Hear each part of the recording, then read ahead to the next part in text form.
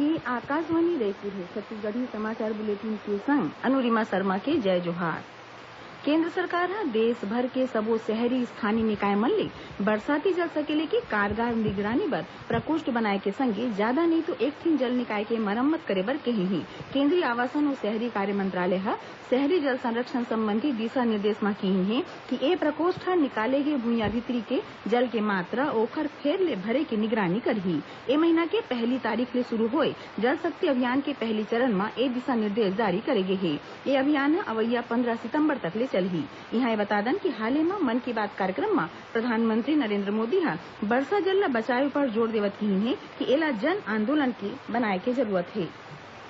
मुख्यमंत्री भूपेश बघेल अर्जुनदला तहसील बनाए के संगे अवैया शिक्षा सत्र ले यहाँ उद्यानिकी महाविद्यालय खोले के घोषणा करे ही। श्री बघेल काली बालोद जिला अर्जुनदा में राखे के शाला प्रवेश उत्सव में प्रतिभा सम्मान समारोह में ए बात कही। उमन यहो कही कि राज्य सरकार है छत्तीसगढ़ के सुघ्घर सांस्कृतिक परंपरा ला बनाए रखे खातिर सल्लग काम करत है और राज्य के पारंपरिक तिहार हरेली तीजा भक्त माता कर्मा जयंती में सार्वजनिक छुट्टी के घोषणा करेगे है। मुख्यमंत्री हा कही कि राज्य के स्कूल मन में छत्तीसगढ़ी भाषा के संगे हल्बी सरगुजिहा कुड़ुख दंतेवाड़ा गोंडी और कांकेर गोंडी में पढ़े लिखे के सामान और वीडियो तैयार करेगे है। ए मौका में उमन नगर पालिक परिषद बालोद और दल्ली राजहरा के विकास भर 1-1 करोड़ और बालोद जिला के नगर पंचायत मन के विकास भर 50-50 लाख रुपया दे के घोषणा करी। एकर पहली मुख्यमंत्री हा बेमेतरा जिला के बावा मोहतरा में राखे के कार्यक्रम में 20 करोड़ रुपया ले ज्यादा के कई ठिन काम मन के लोकार्पण और भूमि पूजन करें।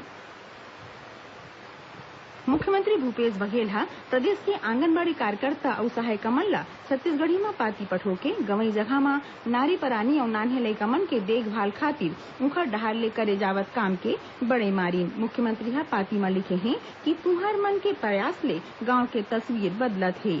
पाती में मुख्यमंत्री हा आंगनबाड़ी कार्यकर्ता और सहायिका मन ला बहिनी कहत कीन कि मोर निवेदन है कि तुमन छत्तीसगढ़ में सुपोषण के अलख जगावो और ए छत्तीसगढ़ी महतारी के लइका मन ला स्वस्थ और सुपोषित बनावो। मुख्यमंत्री हा कही है कि आंगनबाड़ी कार्यकर्ता और सहायिका मन के मेहनत ला रुपया में नहीं आके जा सके फिर राज्य सरकार हा 1 जुलाई ले उखर मानदेय ला बढ़ा दे है और राज्य सरकार हा उखर कठिनाई दुरियाए के प्रयास करही। प्रदेश में अब नान्हे लइका के जन्म के संगे ओकर पिता के जाति के आधार में वो लइका के जाति प्रमाण पत्र बनाए जाही। राज्य सरकार हा ए बारे में सबो जिला कलेक्टर मन ला दिशा निर्देश जारी कर दे है। अनुसूचित जाति जनजाति और अन्य पिछड़ा वर्ग के स्थानीय निवासी मन के जाति प्रमाण पत्र सक्षम प्राधिकारी रहल ले छत्तीसगढ़ अनुसूचित जाति जनजाति और अन्य पिछड़ा वर्ग अधिनियम 2013 और एखर चलत बनाए के नियम और निर्देश मुताबिक जारी करे जात है। सुनैया मन ला बता दन कि समसामयिक विषय पर आधारित हमार साप्ताहिक कार्यक्रम बातों बातों में ए वक्त केंद्रीय वित्त मंत्री निर्मला सीतारमण डहार ले पेश करेगे केंद्रीय बजट ऊपर केंद्रित रही। ए विषय के कई ठिन पहलू ऊपर आकाशवाणी समाचार विस्तार ले गोड़बात करे है। प्रदेश के जाने माने अर्थशास्त्री और रायपुर के पंडित रविशंकर शुक्ल विश्वविद्यालय के अर्थशास्त्र विभाग के अध्यक्ष डॉक्टर R.K. ब्रह्मेले ए गोड़बात के प्रसारण आज रतिया 8:30 बजे आकाशवाणी केंद्र रायपुर ले होही। एला प्रदेश स्थित आकाशवाणी के सबो केंद्र एके संघरारी लेकर ही।